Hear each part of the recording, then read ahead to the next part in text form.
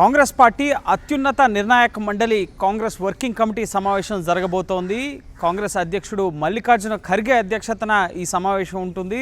Rahul Gandhi, Sonia Gandhi, Priyanka Gandhi, KC Venugopal సహా CWC సభ్యులు అలాగే కాంగ్రెస్ పాలిత రాష్ట్రాల ముఖ్యమంత్రులు ఈ సిడబ్ల్యూసీ సమావేశంలో పాల్గొంటున్నారు.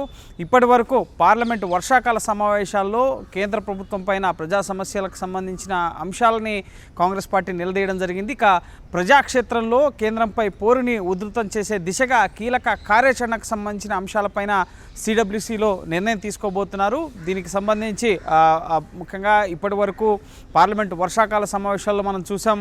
ఇటు విద్యార్థుల ఆందోళనలకు సంబంధించి, నీట్ పేపర్ లీక్ సంబంధించి, విద్యావస్థల మార్పులకు సంబంధించి ధర్మేంద్ర ప్రధాన్ రాజీనామా చేయాలంటూ కాంగ్రెస్ విద్యార్థులకు మద్దతుగా సభ లోపల బయట ఆందోళన నిర్వహించిన పరిస్థితి.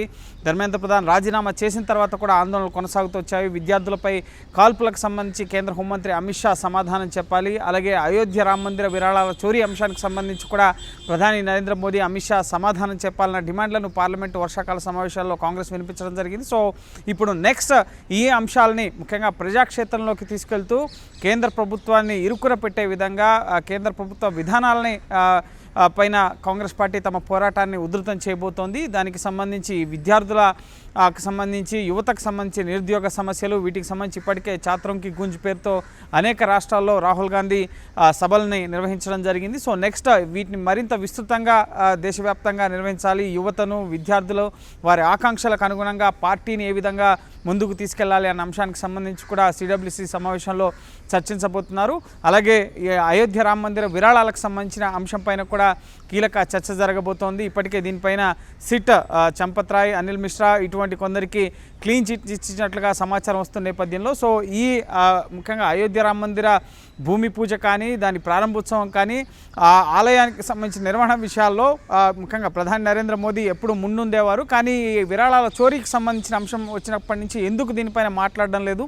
సో యూపీలో 2 సార్లు అక్కడ బీజేపీ ప్రభుత్వం అధికారంలోకి వచ్చింది. సో నెక్స్ట్ ఇయర్ ఎలక్షన్స్ రాబోతున్నాయి కాబట్టి సో ఈ అసెంబ్లీ ఎన్నికల నేపథ్యంలో ఈ అంశాన్ని ప్రజల్లోకి తీసుకువెళ్ళాలి అన్న ఉద్దేశంతో కాంగ్రెస్ పార్టీ ఉంది. సో దానికి సంబంధించిన అంశం పైన కూడా కీలక నిర్ణయాల్ని కాంగ్రెస్ వర్కింగ్ కమిటీ తీసుకోబోతోంది. అలాగే E20 పెట్రోల్కి సంబంధించి ప్రధానంగా దేశవ్యాప్తంగా కోట్లాది మంది వాహనదారులపై E20 పెట్రోల్ని రుద్దాలని చెప్పి చూస్తున్నారు. సో దీనివల్ల ఇంజన్లు చెడిపోవడం, అలాగే మైలేజ్ తగ్గిపోవడంతో పాటుగా వాహనదారులు తీవ్ర ఇబ్బందులకు గురవుతున్నారు.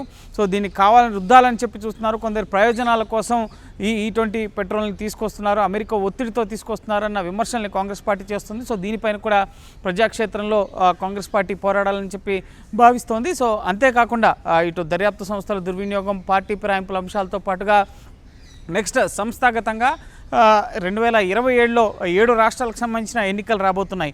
ఇటు ప్రధానంగా ఉత్తరప్రదేశ్, పంజాబ్, అలాగే గోవా, మణిపూర్, ఉత్తరాఖండ్ ఈ రాష్ట్రాలతో పాటుగా ముఖ్యంగా హిమాచల్ ప్రదేశ్, అలాగే ఇటు గుజరాత్ రాష్ట్రాలకు సంబంధించి ఈ 7 రాష్ట్రాల్లో ముఖ్యంగా పార్టీ బలోపేతానికి సంబంధించి కానీ లేక ఎన్నికల్లో విజయం దిశగా ఎటువంటి కార్యాచరణతో ముందుకు వెళ్ళాలి అన్న అంశాలపైన ప్రధానంగా కాంగ్రెస్ వర్కింగ్ కమిటీలో చర్చించే అవకాశం ఉంది.